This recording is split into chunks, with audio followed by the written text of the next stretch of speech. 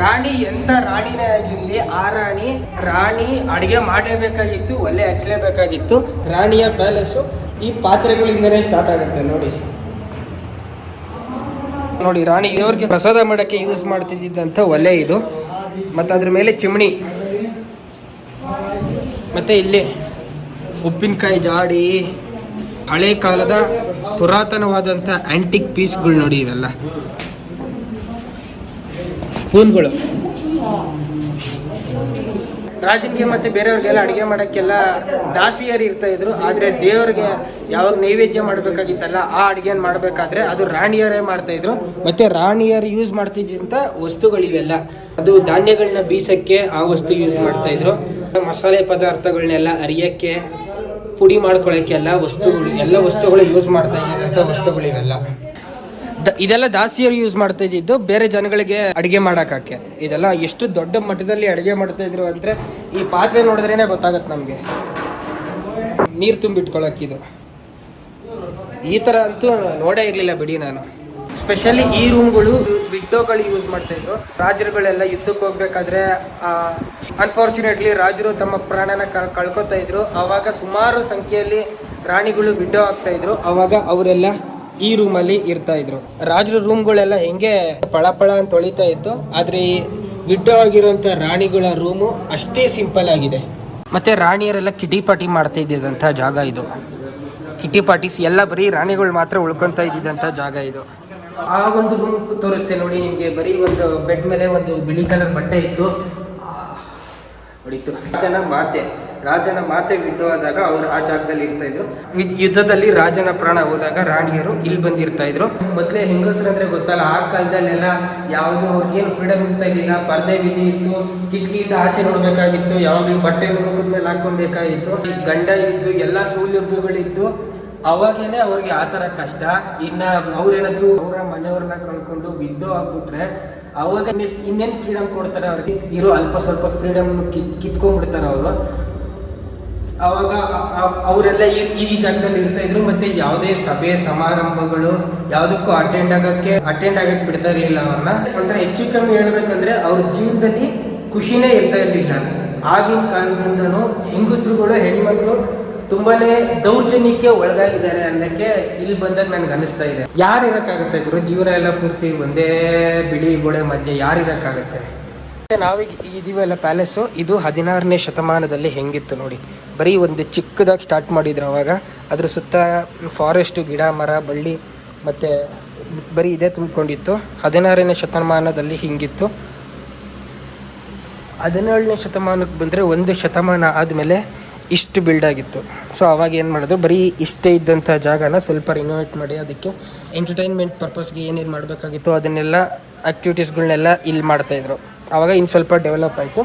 ಅದಾದಮೇಲೆ ಅದ್ರ ಪಕ್ಕ ಇನ್ನೊಂದು ಶತಮಾನ ಆದಮೇಲೆ 18ನೇ ಶತಮಾನದಲ್ಲಿ ಆಲ್ಮೋಸ್ಟ್ ಪ್ಯಾಲೇಸ್ ರೆಡಿಯಾಗಿ ಹೋಗಿತ್ತು. ಹೆಚ್ಚು ಕಮ್ಮಿ ಒಂದು ಮಂಚ ಇರೋಕ್ಕೆ ಏನೇನು ಸೌಲಭ್ಯಗಳು ಬೇಕಾಗಿತ್ತು ಎಲ್ಲ ಇತ್ತು ಆಲ್ಮೋಸ್ಟ್ ಎಲ್ಲ.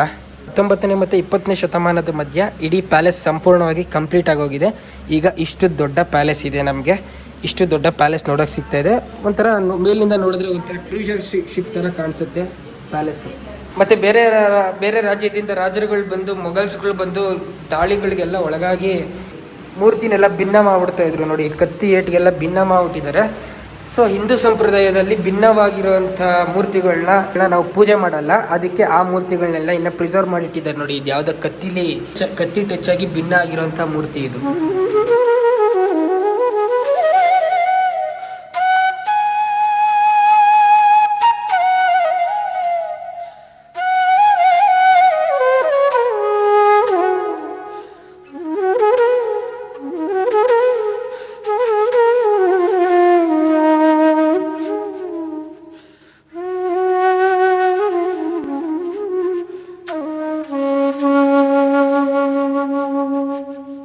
ಕುದುರೆ ಬಿಟ್ಟರೆ ಇನ್ನೆಲ್ಲ ಬೆಳ್ಳಿದ್ದು ಡೌರಿಲ್ ಬಂದಿದ್ದು.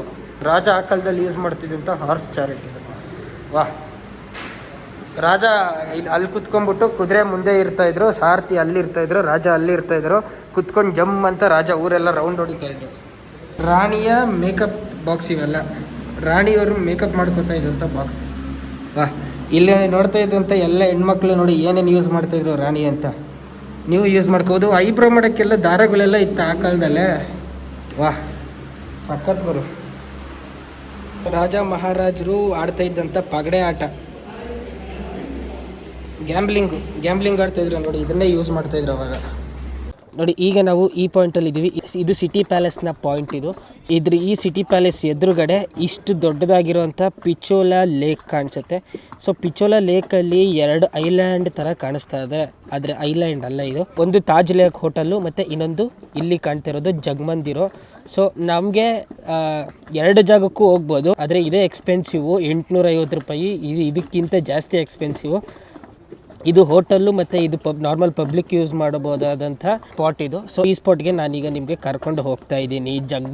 ಜಗಮಂದಿರ್ ಎಲ್ಲಿದೆ? ಅಲ್ಲಿದೆ ನೋಡಿ ಜಗಮಂದಿರು. ಮತ್ತು ಇಲ್ಲಿ ಸುತ್ತ ನೋಡ್ತಾ ಇರೋದು ನೀವು ಪಿಚೋಲಾ ಲೇಕ್. ಸಿಕ್ಕಾಪಟ್ಟೆ ದೊಡ್ಡ ಲೇಕ್ ಇದು. ಟಿಕೆಟ್ ತಗೊಳ್ಳೋಕ್ಕೆ ಸುಮಾರು ಜಾಗಗಳಿದೆ. ಸಿಟಿ ಪ್ಯಾಲೇಸ್ ಎಂಟ್ರೆನ್ಸ್ ಅಲ್ಲೇ ತೊಗೊಬೋದು, ಸಿಟಿ ಪ್ಯಾಲೇಸ್ನ ಬ್ಯಾಕ್ ಸೈಡ್ ಗೇಟ್ ಇದೆ, ಅಲ್ಲೂ ತೊಗೋಬೋದು. ಅಥವಾ ಈ ಎಲ್ಲಿ ಬೋಟಿಂಗ್ ಆಗ್ತೀವಿ ಅಲ್ಲಿ ಬೇಕಾದ್ರೂ ನೀವು ಟಿಕೆಟ್ ತೊಗೊಬೋದು. ಎಲ್ಲಿ ಬೇಕಾದ್ರೂ ಟಿಕೆಟ್ ತೊಗೊಳ್ಳಿ. ಟಿಕೆಟ್ ತೊಗೊಂಡು ಜಾಕೆಟ್ ಹಾಕೊಂಡು ಹೋಗ್ತಾ ಇರೋದೆ. ಸೊ ಪ್ರತಿ ಗಂಟೆಗೆ ಒಂದೊಂದು ಬೋಟ್ ಹೊರಡ್ತಾ ಇರುತ್ತೆ. 5 ಗಂಟೆ ಬೋಟ್ಗೆ ಹೊರಡಬೇಕಾಗಿತ್ತು, ಆದರೆ 6 ಗಂಟೆ ಬೋಟ್ಗೆ ಹೊರಡ್ತಾ ಇದ್ದೀನಿ. ಕರೆಕ್ಟಾಗಿ 5 ಗಂಟೆ 5 ನಿಮಿಷಕ್ಕೆ ಬಂದಿಲ್ಲಿದ್ದೆ. ಆಲ್ರೆಡಿ ಬೋಟ್ ಸ್ಟಾರ್ಟ್ ಆಗಿ ಹೋಗೇ ಬಿಟ್ಟಿತ್ತು. ಈ ಜಾಗದ ಬಗ್ಗೆ ರಿಸರ್ಚ್ ಮಾಡ್ತಿರೋವಾಗ ಕನ್ನಡದಲ್ಲಿ ನಾನೇ ಫಸ್ಟ್ ಈ ಜಾಗನ ಎಕ್ಸ್ಪ್ಲೋರ್ ಮಾಡ್ತಿದ್ದು ಅಂದ್ಕೊಂಡಿದ್ದೆ. ಆದರೆ ನನಗಿಂತ ಮುಂಚೆ ಕನ್ನಡದಲ್ಲಿ ಎಕ್ಸ್ಪ್ಲೋರ್ ಮಾಡಿಬಿಟ್ಟಿದ್ದಾರೆ. ಯಾರು ಉದಯ್ಪುರ್ನ ಎಕ್ಸ್ಪ್ಲೋರ್ ಮಾಡಿದ್ದಾರೆ. ಅವ್ರ ವಿಡಿಯೋ ನೋಡಿ ನಂಗೆ ತುಂಬಾ ಖುಷಿ ಆಯಿತು. ಆ ಚಾನಲ್ನ ಲಿಂಕು ಇಲ್ಲಿದೆ, ಫ್ಲೈಯಿಂಗ್ ಪಾಸ್ಪೋರ್ಟ್ ಅಂತ. ತುಂಬಾ ಚೆನ್ನಾಗಿತ್ತು. ನೀವು ಒಂದ್ಸಲ ನೋಡಿ ಆ ಚಾನಲ್ನ.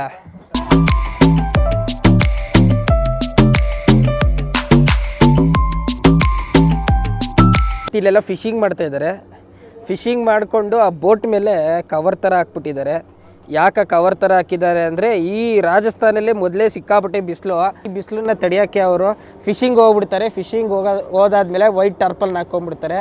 ಆವಾಗ ಬಿಸಿಲಿಂದ ಬಚಾವ್ ಹೋಗ್ಬೋದು, ಫಿಶಿಂಗು ಆಗುತ್ತೆ. ಹೋಗೋಕ್ಕೆ ರೆಡಿ ಆಗ್ತಾ ಇದ್ದೀವಿ.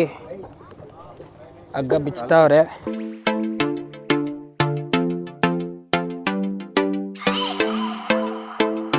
ಇಲ್ಲಿಂದ ದೈತ್ಯವಾಗಿ ಕಾಣಿಸ್ತಾ ಇದೆ ನೋಡಿ ಸಿಟಿ ಪ್ಯಾಲೇಸು. ವಾಹ್, ಅದ್ಭುತವಾಗಿರೋಂಥ ವ್ಯೂ ಇದಂತೂ.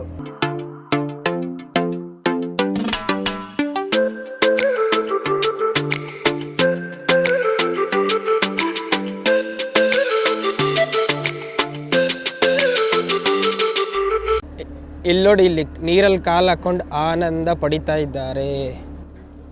ಅಲ್ಲೂ ಅಷ್ಟೇ. ಈ ಸುತ್ತಮುತ್ತ ಎಲ್ಲೆಲ್ಲಿ ಜಾಗ ಇದೆ ಅಲ್ಲೆಲ್ಲ ಮೆಟ್ಲು ಮಾಡಿ ಬಿಟ್ಬಿಟ್ಟಿದ್ದಾರೆ ಜನಗಳಿಗೆ. ಆಲ್ಮೋಸ್ಟ್ ಎಲ್ಲ ಜಾಗನೂ ಓಪನ್ ಇದೆ. ಎಲ್ಲಿ ಬೇಕಾದ್ರೂ ಹೋಗಿ ನದಿಲಿ ಕಾಲು ಹಾಕೊಂಡು ಆರಾಮಾಗಿ ಕುತ್ಕೋಬಹುದು. ಆದ್ರೆ ಬೋಟ್ ರೈಡಿಂಗ್ಗೆ ಬರಬೇಕಾದ್ರೆ ಮಾತ್ರ ಸಿಟಿ ಪ್ಯಾಲೇಸ್ ಇರೋ ಅಂತ ಜಾಗದಿಂದನೇ ಬೋಟ್ ರೈಡಿಂಗ್ ಹೋಗೋದು. ಅದ್ ಬಿಟ್ರೆ ಇನ್ನೆಲ್ಲೂ ಬೋಟ್ ರೈಡಿಂಗ್ ಬಿಡ್ತಾ ಇಲ್ಲ.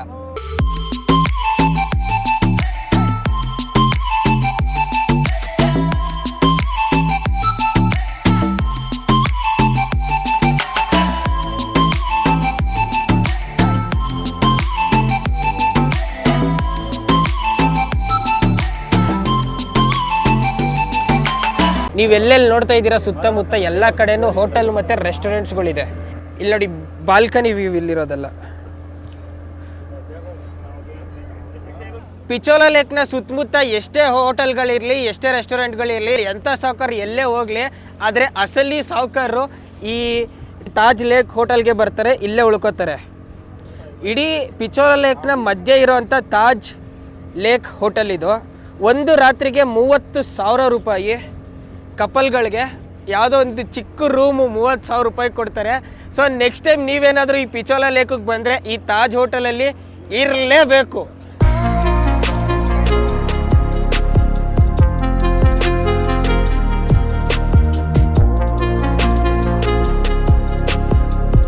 ನೋಡ್ತಾ ನೋಡ್ತಾ ಜಗಮಂದಿರಕ್ಕೆ ಬಂದೇ ಬಿಟ್ವಿ.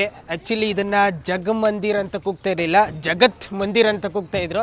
ಆದರೆ ಯಾವಾಗ ಜಗತ್ ಮಂದಿರ್ ಇದ್ದು ಜನಗಳು ಬಾಯಿಂದ ಬಾಯಿಗೆ ಜಗತ್ ಮಂದಿರ್ ಅಂದು ಅಂದು ಅಂದು ಅಂದು ಇದೀಗ ಸದ್ಯಕ್ಕೆ ಜಗಮಂದಿರ್ ಆಗಿದೆ. ಜಗಮಂದಿರ್ ಅಂತ ಕೇಳಿದ ತಕ್ಷಣ ಏನೋ ದೇವಸ್ಥಾನ ಇರ್ಬೋದು ಅಂತ ಹೇಳ್ಬೋದು, ಅನ್ಕೊಬೋದು ನಾವೆಲ್ಲ. ಆದರೆ ಯಾವುದು ದೇವಸ್ಥಾನ ಇಲ್ಲ, ಜಸ್ಟ್ ಪ್ಯಾಲೇಸ್ ಇದೆ, ಒಂದು ಹೋಟೆಲ್ ಇದೆ ಅಷ್ಟೇ.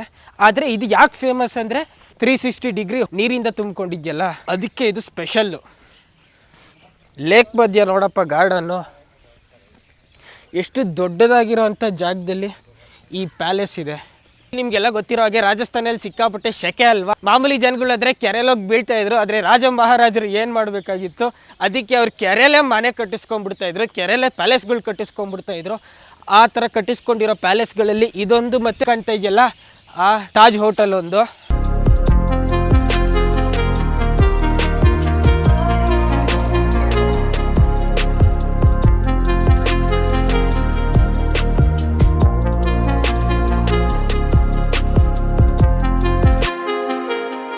ಇದು ಜಗಮಂದಿರ್ನ ಮೇನ್ ಎಂಟ್ರೆನ್ಸು. ಆ ಎಂಟ್ರೆನ್ಸ್ನ ಆ ಕಡೆ ನೋಡಿದ್ರೆ ಇಲ್ಲೇ ರೆಸ್ಟೋರೆಂಟ್ಗೆ ಹೋಗೋ ದಾರಿ ಇದೆ.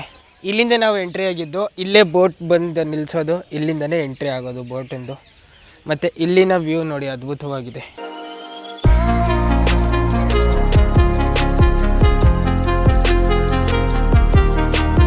ಅಲ್ಲಿ ನೋಡಿ ಆನೆ ಕಾಣ್ತಾ ಇದೆ ನೋಡಿ, ಅಲ್ಲಿ ಆ ಥರ ಆನೆ ಈ ಜಗಮಂದಿರ್ ಸುತ್ತ ಆ ಥರ ಆನೆಗಳು 8 ಆನೆಗಳಿದೆ. 8 ಆನೆಗಳು ನೀರನ್ನು ಫೇಸ್ ಮಾಡಿಕೊಂಡು ಇದೆ.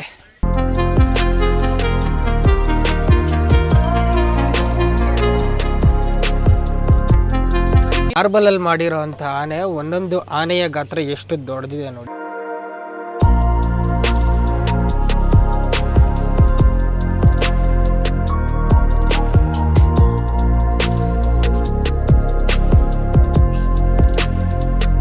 ಅಲ್ಲಿ ನೋಡ್ತಾ ಇರೋದು ರೆಸ್ಟೋರೆಂಟ್. ನೀವು ಈ ಜಗಮಂದಿರ್ನ ಅರ್ಧ ಡಿವೈಡ್ ಮಾಡಿದ್ದಾರೆ. ಅರ್ಧ ಪ್ಯಾಲೇಸ್ಗೊಳಿಸ್ಕೊಂಡಿದ್ದಾರೆ, ಅರ್ಧ ರೆಸ್ಟೋರೆಂಟ್ ಕೊಟ್ಬಿಟ್ಟಿದ್ದಾರೆ.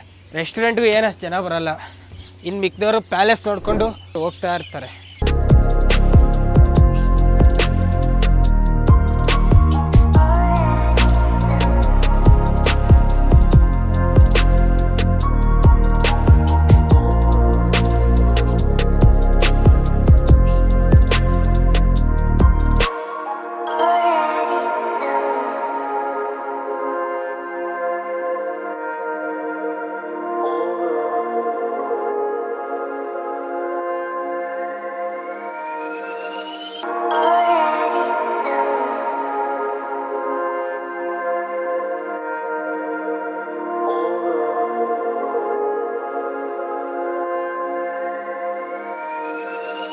ಉದಯ್ಪುರ್ನ ನೈಟ್ ವ್ಯೂ ನೋಡಿದ್ರು. ವಾಹ್, city ಪ್ಯಾಲೇಸಿಂದ ಉದಯ್ಪುರ್ನ night view.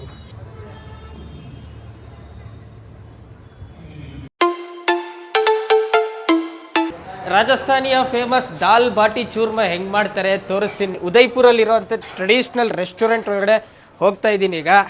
Special permission granted. ಈ ದಾಲ್ ಬಾಟಿ ಚೂರ್ಮ ಅದನ್ನ ನೋಡೋದೇ ಒಂಥರ ಅದ್ಭುತ.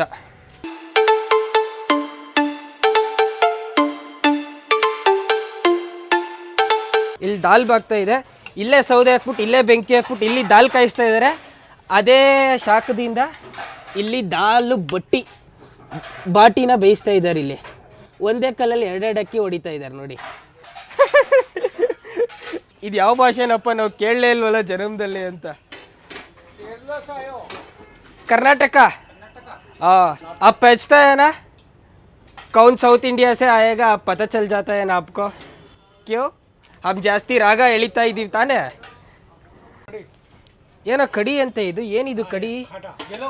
ಓಕೆ, ದಾಲ್ ಮೇ ಬನಾತಾ है ना आप ಕಡಿ. ಓಕೆ, ಅಲ್ಲಿ ದಾಲ್ ರೆಡಿ ಆಗ್ತಾ ಇದೆ, ಇಲ್ಲಿ ಕಡಿ. ये क्या है? आलू का सब्जी. और ये ಲಸನ್ ಕಾ ಮಸಾಲ. ಅದೇ ಈ ಬೆಳ್ಳುಳ್ಳಿ ಪೇಸ್ಟ್ ಇಲ್ಲ, ಬೆಳ್ಳುಳ್ಳಿ ಚಟ್ನಿ. ಗೋಧಿ ಹಿಟ್ಟು ಹಾಕ್ಬಿಟ್ಟು ಕಲಿಸ್ತವ್ರೆ. 2 ಕೈಲು ಲೊಚ್ಚ ಲೊಚ್ಚ ಲೊಚ್ಚ ಅಂತ ಕಲಿಸ್ತವ್ರೆ ನೋಡಿ.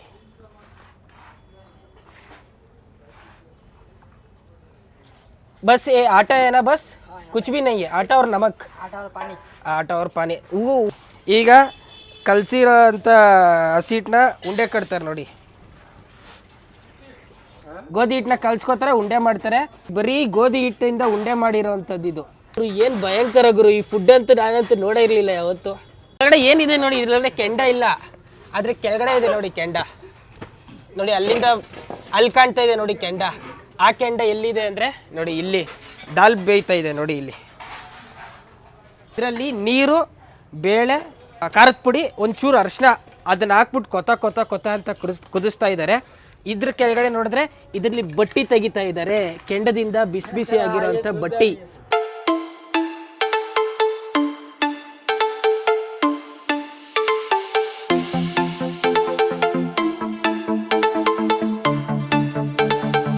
ಇಲ್ಲಿಂದ ತೆಗ್ದಾದ್ಮೇಲೆ ಸೀದಾ ಇದರೊಳಗಡೆ ಹಾಕ್ತಾರೆ.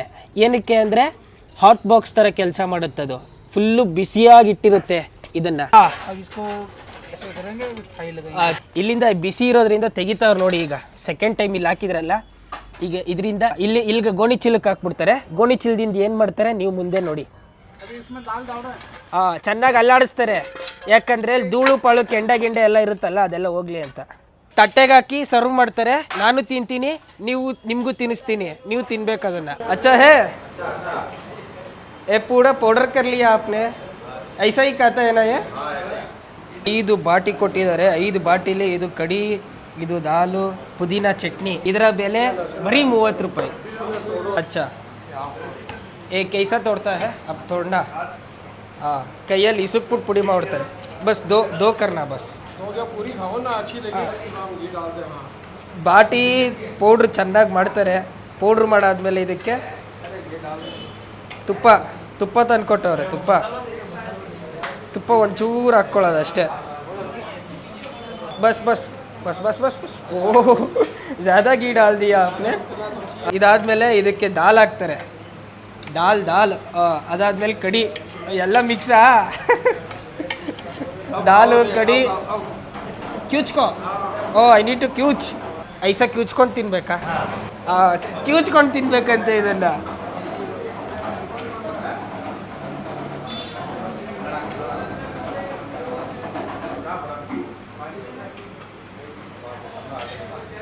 अच्छा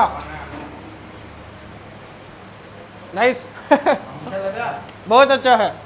2 ದಾಲ್ ಬಾಟಿ ಒಡೆದು ಪುಡಿ ಮಾಡವ್ರೆ, ಇನ್ನು 3 ಇದೆ. ದಾಲ್ ಬಾಟಿ ಫಸ್ಟ್ ಟೈಮ್ ತಿಂತಾಯಿದ್ರು, ಸಖತ್ತಾಗಿದೆ, ಇಷ್ಟ ಆಗೋಯ್ತು. ನಿಮ್ಗೇನಾದರೂ ಆ ಹುಡುಗ ಕೈಯಲ್ಲಿ 2 ಕೈಯಲ್ಲಿ ಹಾಕ್ಕೊಂಡು ಕ್ಯೂಚ್ತಾ ಇರೋದೇನಾದ್ರು ನೆನೆಸ್ಕೊಂಡ್ರೆ ಯಾಕೆ ನೆನೆಸ್ಕೋತೀರಾ? ಆಲ್ಮೋಸ್ಟ್ ಎಲ್ಲ ಹೋಟ್ಲಲ್ಲೂ ಹಂಗೆ ಕ್ಯೂಚೋದು, ನಾವು ನೋಡೋಲ್ಲ ಅಷ್ಟೇ. ಇಲ್ಲೇನೋ ನೋಡ್ಬಿಟ್ಟು ನೀವು ನಾನು ಕ್ಲೀನು, ನಾನು ಈ ದಾಲ್ ಬಾಟಿ ತಿನ್ನಲ್ಲ ಅಂತೆಲ್ಲ ಅನ್ಬೇಡಿ. ಇವ್ರು ಯಾರಿಗೂ ಅರಿವಿಲ್ಲ. ದಾಲ್ ಬಾಟಿ ಚೆನ್ನಾಗಿದೆ ಅಂದ್ಕೊಂಡು ತಿಂತವ್ರೆ. ನಾವೇನಾದರೂ ನೆಕ್ಸ್ಟ್ ಟೈಮ್ ಹೋಟ್ಲಿಗೆ ಹೋದರೆ ನಾವು ಇವ್ರ ಸಾಲಲ್ಲೇ ತಿಂತಿರ್ತೀವಿ. ಸೊ ನಮಗೂ ಗೊತ್ತಾಗಲ್ಲ. ನೋಡದೇ ಇದ್ದಂಗೆ ಜೈ ಆಂಜನೇಯ ಅಂದ್ಬಿಡ್ಬೇಕು.